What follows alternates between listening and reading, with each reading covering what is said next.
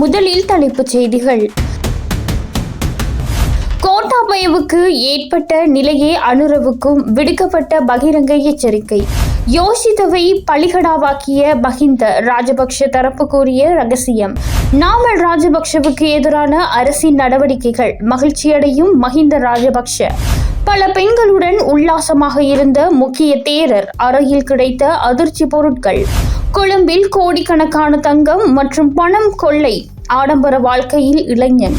வடக்கு கிழக்கே இணையுங்கள், விடுக்கப்பட்ட பகிரங்க கோரிக்கை. இனி விரிவான செய்திகள். நான் நிதி குற்ற புலனாய்வு பிரிவுக்கு அழைக்கப்பட்டது மற்றும் எனக்கு எதிராக தாக்கல் செய்யப்பட்டுள்ள வழக்குகள் நல்லாட்சி அரசாங்கத்தில் ரணில் விக்ரமசிங்க காலத்தில் கிடைத்த அனுபவங்கள் ஒரு தந்தையால் தன் பிள்ளைக்கு கொடுக்க முடியாததை நல்லாட்சி அரசாங்கமும் ஜேவிபியும் எனக்கு வழங்கியுள்ளதாக தந்தை மஹிந்த மகிழ்ச்சி அடைவதாக நாமல் ராஜபக்ஷ தெரிவித்துள்ளார். நிதி குற்ற புலனாய்வு பிரிவு நடத்தி வரும் தொடர் விசாரணை தொடர்பாக வாக்குமூலம் அளிக்குமாறு நாமல் ராஜபக்ஷவுக்கு விடுக்கப்பட்ட அழைப்பாணைக்கு இணங்க முன்னிலையாகி வாக்குமூலம் அளித்த பின்னர் ஊடகவியலாளர்கள் கேட்ட கேள்விக்கு பதிலளிக்கும் போதே இதனை தெரிவித்துள்ளார். ஊடகவியலாளர்கள் ஒருவரின் நாமலிடம் இந்த விசாரணைகள் தொடர்பில் தந்தை மஹிந்த ராஜபக்ஷ என்ன சொல்லுகின்றார் என்ற கேள்விக்கு பதிலளிக்கும் போதே அவர் இதனை கூறினார். இதனால் மகன் நாளுக்கு நாள் முதிர்ச்சி அடைகின்றார் என்றும் யதார்த்தத்தை புரிந்து கொண்டு தவறுகளை திருத்திக் கொண்டு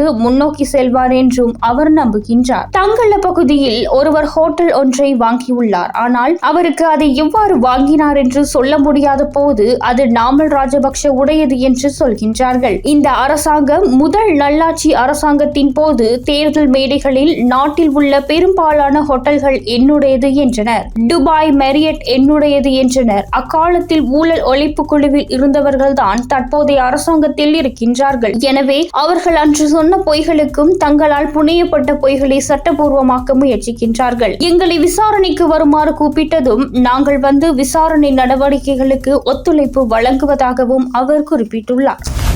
அனுராதபுர முன்னாள் ஹட்டமஸ்தானாதிபதி பல்லேகம ஹேமரத்ன தேரருக்கு எதிராக முன்வைக்கப்பட்டுள்ள சிறுமி ஒருவரை பாலியல் துஷ்பிரயோகம் செய்ததாக கூறப்படும் குற்றச்சாட்டு தொடர்பில் முக்கியமான விஞ்ஞான ஆதாரம் ஒன்று வெளியாகியுள்ளதாக தெரிவிக்கப்பட்டுள்ளது. சம்பவம் இடம்பெற்றதாக கூறப்படும் இடத்தில் இருந்து போலீசாரால் கைப்பற்றப்பட்ட பாயில் காணப்பட்ட உயிரியல் மாதிரிகள் பரிசோதனைக்கு உட்படுத்தப்பட்ட போது அவை பல்லேகம ஹேமரத்ன தேரரின் DNA மாதிரியுடன் பொருந்துவதாக தெரியவந்துள்ளதாக தெரிவிக்கப்பட்டுள்ளது. பாதிக்கப்பட்ட சிறுமி தனது முன்னைய வாக்குமூலத்தில் கூறப்பட்ட சில விடயங்களை குறித்த DNA பரிசோதனை முடிவு விஞ்ஞான ரீதியாக உறுதிப்படுத்துவதாக தெரிவிக்கப்பட்டுள்ளது. மேலும் சந்தேக நபரான தேரர் தங்கியிருந்த அறையின் குளியல் அறையில் இருந்து பெண்களுடையதாக சந்தேகிக்கப்படும் நீண்ட தலைமுடிகள் சிலவற்றையும் விசாரணை அதிகாரிகள் கண்டுபிடித்திருந்தனர். எனினும் அந்த தலைமுடிகள் பாதிக்கப்பட்ட சிறுமியுடையவை அல்ல என்பது DNA பரிசோதனையின் மூலம் உறுதி செய்யப்பட்டுள்ளதாகவும் தெரிவிக்கப்பட்டுள்ளது. இதனால் பாதிக்கப்பட்ட சிறுமியை தவிர வேறு பெண்களும் அந்த இடத்திற்கு வந்திருக்கக்கூடும் என்ற சந்தேகம் எழுந்துள்ளதாக குறித்து மேலும் குறிப்பிடப்பட்டுள்ளது. DNA அறிக்கை இந்த வழக்கு தொடர்பான முன்னைய அறிக்கைகளில் சிறுமியின் ஆடைகளில் எந்தவிதமான உயிரியல் மாதிரிகளும் காணப்படவில்லை என தெரிவிக்கப்பட்டிருந்த போதிலும் தற்போது வெளியாகியுள்ளதாக கூறப்படும் இந்த DNA அறிக்கை வழக்கின் அடுத்த கட்ட நடவடிக்கைகளில் முக்கிய ஆதாரமாக அமையக்கூடும் என சட்டத்துறை நிபுணர்கள் கருதுவதாக தெரிவிக்கப்படுகின்றது. இந்த விடயம் தொடர்பில் சட்டம் அதிபர் திணைக்களமும் தற்போது விசேட கவனம் செலுத்தி வருவதாகவும் வழக்கு எதிர்வரும் ஜனவரி 8ஆம் தேதி மீண்டும் விசாரணைக்கு எடுத்துக் கொள்ளப்பட உள்ளதாகவும் தெரிவிக்கப்பட்டுள்ளது.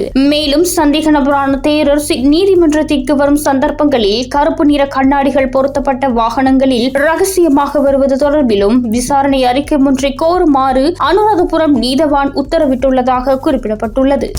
கொழும்பின் புறநகர் பகுதியான கல்கிச பகுதியில் பெருந்தொகை தங்கம் மற்றும் பணம் கொள்ளையிட்ட நபர் கைது செய்யப்பட்டுள்ளார். பீரிஸ் வீதி பகுதியில் உள்ள வீடொன்றை உடைத்து 2,40,00,000 ரூபாவுக்கும் அதிக பெறுமதியான பணம் மற்றும் தங்க நகைகளை திருடியதாக கூறப்படும் நபர் கைது செய்யப்பட்டுள்ளார். கடந்த 20ஆம் தேதி 1 கோடி ரூபாவுக்கும் அதிக பெறுமதியான தங்க நகைகளின் ஒரு பகுதி மற்றும் 15,000 மில்லிகிராம் ஹெரோயினுடன் கல்கிச தர்மபால வீதியில் வைத்து குற்ற புலனாய்வு பிரிவினரால் கைது செய்யப்பட்டார். செய்யப்பட்டுள்ளார். தங்கம் பணம் கொள்ளை கைது செய்யப்பட்ட சந்தேக நபர் தெஹிவலை ஓபன் பகுதியில் வசிக்கும் 29 வயதுடையவர் என போலீசார் தெரிவித்துள்ளனர். இவர் போதைப் பொருள் பாவனைக்கு அடிமையானவர் என போலீசார் தெரிவித்துள்ளனர். சந்தேக நபர் திருடிய பணத்தில் சுமார் 1 கோடி ரூபாவை செலவிட்டு 18 லட்சம் ரூபாவுக்கும் அதிக பெறுமதியான மோட்டார் சைக்கிள் ஒன்றையும், ஆப்பிள் ரக 3 கையடக்க தொலைபேசிகளையும் மற்றும் ஒரு கையடக்க தொலைபேசியையும் கொள்வனவு செய்துள்ளார். மேலும் எஞ்சிய பணத்தில் ஒரு பகுதியை இரவு நேர கேளிக்கை விடுதிகளில் செலவிட்டுள்ளதாகவும் விசாரணைகளில் தெரியவந்துள்ளது. அரசியலமைப்பு திருத்தத்தை உடனடியாக திரும்ப பெற தவறினால் கோட்டாபய ராஜபக்சவுக்கு ஏற்பட்ட நிலையே தற்போதைய அரசாங்கத்துக்கும் ஏற்படும் என முன்னாள் பாராளுமன்ற உறுப்பினர் அஜித் மான்னபெரும தெரிவித்துள்ளார். கடந்த காலங்களில் ஆட்சி அமைத்த ஒவ்வொரு தலைவரும் மக்களுக்கு ஏதோ ஒரு வழியில் நம்பிக்கையை ஏற்படுத்தியே ஆட்சியை முன்னெடுத்தனர். ஆனால் தற்போதைய அரசாங்கத்திடம் மக்கள் ஆதரவை பெறக்கூடிய எந்த ஒரு திட்டமும் இல்லை. தேசிய மக்கள் சக்திக்கு வாக்களித்தவர்கள் இதனை நன்றாக புரிந்து கொண்டுள்ளனர். பொருளாதாரத்தை சீரமைக்க முடியாததால் குற்றப்புலனாய்வுத்துறை மற்றும் போலீஸ் துறையை பயன்படுத்தி முறையான சாட்சியங்கள் இல்லாமல் எதிர்க்கட்சியினரை கைது செய்து சிறையில் அடைத்து அரசாங்கம் தனது இருப்பை தக்க வைக்க முயற்சிக்கின்றது. தற்போது அரசாங்கம் நீதித்துறையையும் தனது கட்டுப்பாட்டின் கீழ் கொண்டுவர அரசியலமைப்பு திருத்தங்களை மேற்கொள்ள முயற்சிக்கின்றது. அரசாங்கம் சர்வதேசத்தை பகைத்துக் கொள்வதால் வெளிநாடுகளில் இருந்து கிடைக்கும் நிதியுதவிகள் தடைப்பட்டு நாடு தனிமைப்படுத்தப்படும். எனவே அரசாங்கம் ஜனநாயக விரோத அரசியலமைப்பு திருத்தத்தை உடனடியாக திரும்ப பெற தவறினால் இந்த சட்ட மூலத்தை வாக்கெடுப்புக்கு விட்டாலும் அதில் வென்றாலும் அல்லது தோற்றாலும் அரசாங்கம் மக்களால் நிராகரிக்கப்படும். இறுதியில் முன்னாள் ஜனாதிபதி கோட்டாபய ராஜபக்சவுக்கு ஏற்பட்ட நிலையே இந்த அரசாங்கத்துக்கும் ஏற்படும் என அவர் சுட்டிக்காட்டியுள்ளார். முன்னாள் ஜனாதிபதி மஹிந்த ராஜபக்ஷ நாட்டை காப்பாற்றவும் படையினரின் மனதை தைரியப்படுத்தவும் தனது மகன் யோசித்த ராஜபக்ஷவை கடற்படையில் இணைத்தார் என்று முன்னாள் பாராளுமன்ற உறுப்பினர் ஜகத் குமார தெரிவித்துள்ளார். கடந்த காலத்தில் 3 தசாப்தங்களாக நிலவிய யுத்தத்தை முடிவுக்கு கொண்டு வந்து நாட்டை காப்பாற்றிய தலைவர்கள் மீதும் அதில் பங்கெடுத்த ராணுவ வீரர்கள் மீதும் பழி வாங்கும் நடவடிக்கைகளை இந்த அரசாங்கம் முன்னெடுத்து வருகின்றது. அன்று மஹிந்த ராஜபக்ஷ நாட்டை காப்பாற்றவும் படையினரின் மனதை தைரியப்படுத்தவும் தனது மகன் யோசித்த ராஜபக்ஷவை கடற்படையில் சேர்த்தார். அப்படி செய்யாவிட்டால் பிரபாகரன் இந்த நாட்டை தனது அரசாங்கமாக மாற்றியிருப்பார் என்றும், வடக்கு சென்று இன்று குட்டிக்காரன் அடிக்கும் ஜனாதிபதி உள்ளிட்ட எவராலும் அங்கு சென்றிருக்க முடியாது என்றும் கூறியுள்ளார். ஆனால் நாட்டை காப்பாற்றிய யோசித்த ராஜபக்ஷ மீது இன்று தொடர்ச்சியாக வழக்குகள் தாக்கல் செய்யப்பட்டுள்ளன. இதன் மூலம் தற்போதைய அரசாங்கத்தின் உறுப்பினர்கள் மீதான 300க்கும் மேற்பட்ட கொள்கலன் கடத்தல், நிலக்கரி ஊழல் உள்ளிட்ட பல முறைகேடுகள் மூடி மறைக்கப்பட்டுள்ளதாகவும் அவர் குறிப்பிட்டுள்ளார்.